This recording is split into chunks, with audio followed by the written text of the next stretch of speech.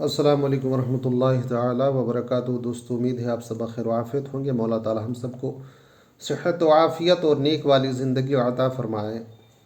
میرے دوستو، رب تعالی قرآن مجید میں ارشاد فرماتا ہے، لقد خلقنا الانسان فی احسن تقویم، کہ بے شک ہم نے انسان کو سب سے خوبصورت بنایا ہے۔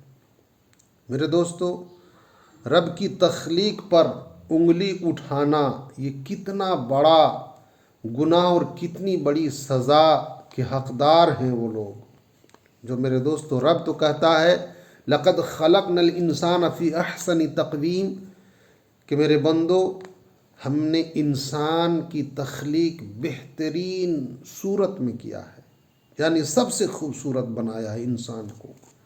میرے دوستو، جب رب تعالیٰ سب سے خوبصورت انسان کو کہہ رہا ہے تو ہم انسان کیسے بھول جاتے ہیں کہ ایک دوسرے کو، اگر کوئی کالا ہے کوئی سانولا ہے، اگر کسی کے جسم میں کوئی نقص ہے تو ہم اس کو، میرے دوستو، ذلیل و رسوا کرنے لگتے ہیں، اسے ہم اپنی جماعت میں کھڑے رہنے کے لائق نہیں چھوڑتے، ہم اتنے اسے رسوا کرتے ہیں کہ وہ اس جماعت میں رہنا گوارا نہیں کرتا۔ میرے دوستو، تو بتائیں کہ رب کی تخلیق پر ہم انگلی اٹھا رہے ہیں، یہ تو دیکھیں کہ اسے بنایا کس نے ہے، اس کی تخلیق پر ہم انگلی اٹھا رہے ہیں۔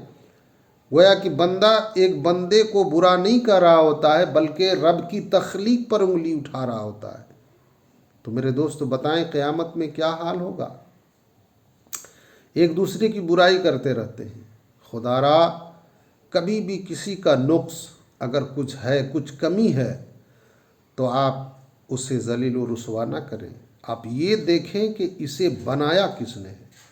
میرے دوستو، وہ رب کی تخلیق ہے، اسے رب نے بنایا ہے۔ لہذا خدا کے لیے اپنے گناہوں سے ہمیں باز آنی چاہیے، اپنے گناہوں سے تائب ہو کر توبہ کرنی چاہیے۔ خدا را، کسی کو بھی برا بھلا کہنے سے پہلے 1000 مرتبہ سوچیں کہ اسے رب نے بنایا ہے۔ مولا تعالی ہم سب کو برے اعمال و افعال سے، برے کام سے دل سے تائب ہو کر توبہ کی توفیق عطا فرمائے۔